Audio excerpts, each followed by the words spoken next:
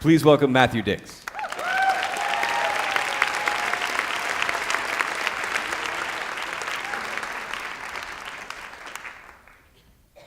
Thank you.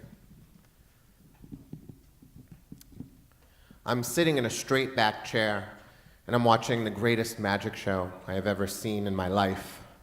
The name of the magicians are Clara and Charlie, ages 7 and 3.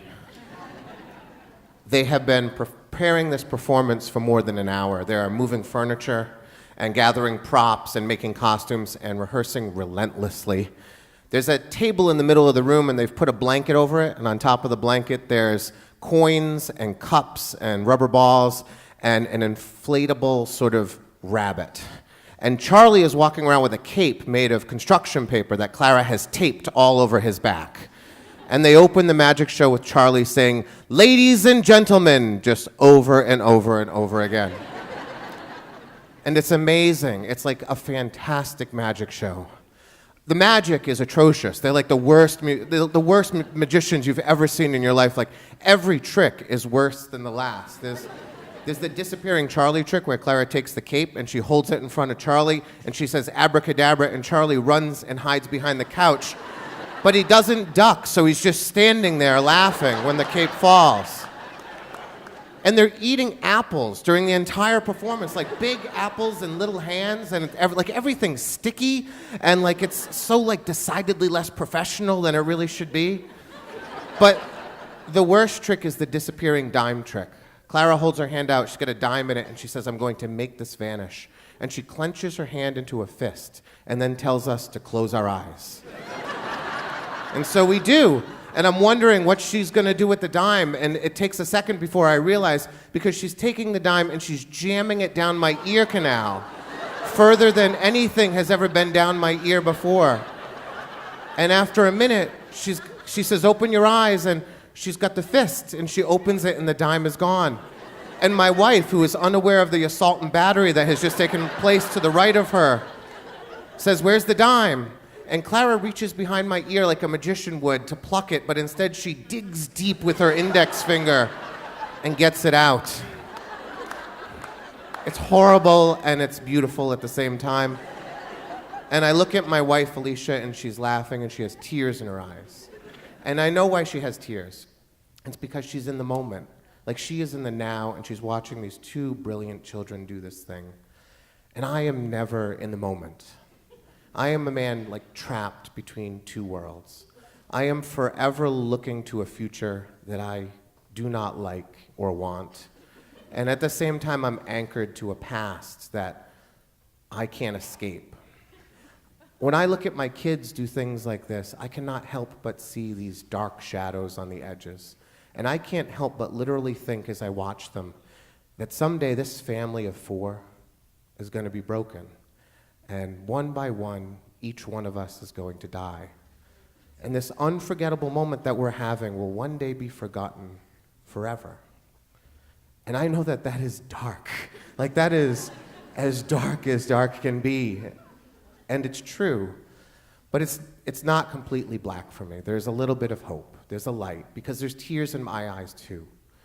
And they're not tears for the now, they're tears from a past that has made me who I am, and it's a past that gives me hope for the future. In the summer of 1993, I was 22 years old, and I was feeling great. My life was finally getting started. After high school, I had a lot of struggles, but I was finally getting ready to go to college. And that meant I might have a chance in making my childhood dreams come true. And they were two, and they were simple. I wanted to be a school teacher, and I wanted to be a writer. And I fought like hell to get to that point. And then $7,000 went missing at a McDonald's where I was managing. And although my boss didn't think I had stolen the money, and my boss's boss didn't think I had taken it, we ran into a police officer who did. And very quickly I was arrested for something I didn't do, and I was put in jail. And when I was arraigned in front of the judge, I explained to the judge that I was going to lose my job, so I wasn't going to have any money. And I was going to lose my home because my friend was moving and I was supposed to be going to the dorms, and that wasn't going to happen now. And I would end up homeless. And I didn't have a family, I told him. I didn't have parents to support me or anyone to take care of me. But the judge told me that I couldn't have a court-appointed attorney because my car, a 1992 Toyota Tercel, was nicer than his words. And so that meant I was going to have a $25,000 legal fee, which might as well have been $25 million to me.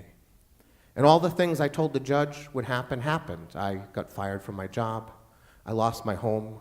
I lived in my car for weeks. And then I caught a lucky break. Friends, people who used to work with me at another McDonald's, Mary and Jerry, born-again Christians, they took me in. They found out I was homeless and said, come live with us. And I lived in a room off their kitchen. I shared it with a guy named Rick, who spoke in tongues in his sleep, and Mary and Jerry's indoor pet goat. It was actually the goat's room before Rick and I came along, so we couldn't complain, really. And when I got there, it was okay, because then I had a roof, and when you have a roof, you have an address and a phone, and that means you can get work. And so I got jobs. I worked in an office during the day, and I went to work at McDonald's at night. Because even though I was actually going to be on trial for stealing money from McDonald's, this one was owned by a man, Andy Chung, a franchisee, and he knew I hadn't taken the money, and so he gave me a job closing the store at night. I worked 80 hours a week for more than 18 months. I barely saw the goat. And over that time, I was just so angry. I was angry at my parents for not being there. I was angry at a police officer and a judge who had put me in this terrible position, but mostly I was just angry at the world for constantly raining bad luck down upon me at the moment that I thought I was going to finally get ahead. And then everything changed on April 19th. It was midnight and I was in McDonald's. I was closing the store. The doors were locked, my crew were cleaning up, and I was counting the money at the safe. I had another $7,000 in my hand, and I was stuffing it into a deposit bag so it could be brought to the bank the next morning when I heard the crash. And I knew what it was. The police had come a week before to warn me about the 3 men who were robbing restaurants in the town. And I knew about it. My girlfriend's McDonald's on the other side of town had already been robbed, and the Taco Bell that I could see outside my drive-thru window had been robbed a week ago, and in that robbery, they had killed someone. So when I heard the glass break, I knew who was coming for me, and I made the worst decision of my life. I took that bag full of that money, and I reached into the back of the safe, and I dropped it down the slot that sent it to a compartment at the bottom of the safe that I couldn't open.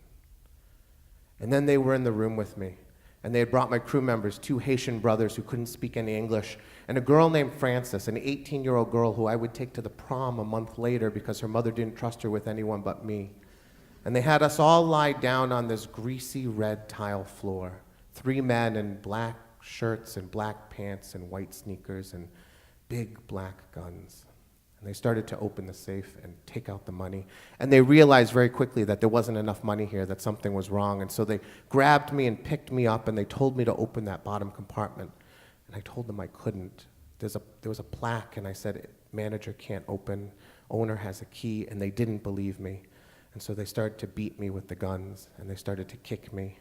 And I pleaded with them that they would believe me that I couldn't open it.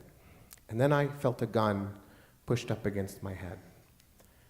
And I heard one of them say that I'm going to count back from 3. And then I'm going to shoot you in the head if you don't open that box. And as they counted back from 3, I begged this man to believe me that I could not get the money. As he counted 3, 2, 1, and then there was a click. It was the loudest click in the history of the world. And then they laughed. And I cried, and they threw me to the ground, and I tried to crawl away because I couldn't talk anymore, and I couldn't breathe. And they pulled me back, and they hit me more. And then I felt a gun press into my head and push my face down onto that tile. And he said, this time there's a bullet. And I'm going to shoot you if you don't open that box for McDonald's money, so open the safe. And as he started to count back from 3, I felt all the fear and anger in me just roll over to sadness and to regret. I was a 22-year-old kid on a greasy tile floor, and I was going to die having done nothing with my life, and I would be forgotten by everyone. And when he hit 0, there was another click, and they laughed some more, and I just wept. And then they were gone.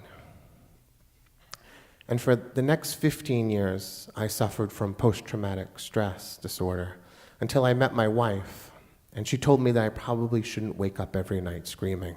And I said, no, it's like my thing. Like, some people collect stamps, and some people play tennis, and this is what I do.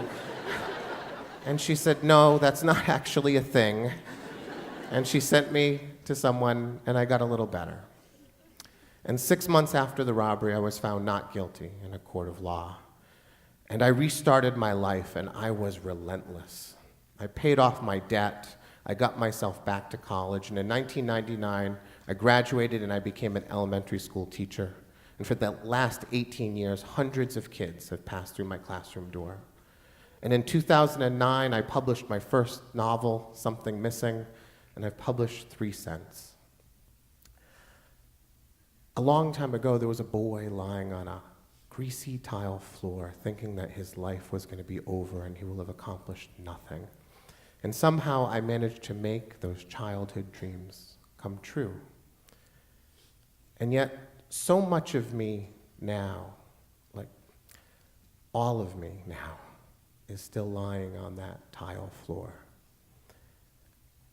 No matter how much success I've had in my life, I live with a constant ringing fear that there will be a day, not too far in the future, when I will be in those last moments of my life, and that I will feel the same regret that I felt that day in that McDonald's. And so when I wake up every morning, I wake up in fear that I will not fill this day with enough to make that regret go away. I've spent my life chasing a horizon that I cannot catch. And so that is what I do. I fill every day that I have with writing and with teaching and with beautiful, terrible magic shows. And I hope and I pray that someday it will be enough. Thank you.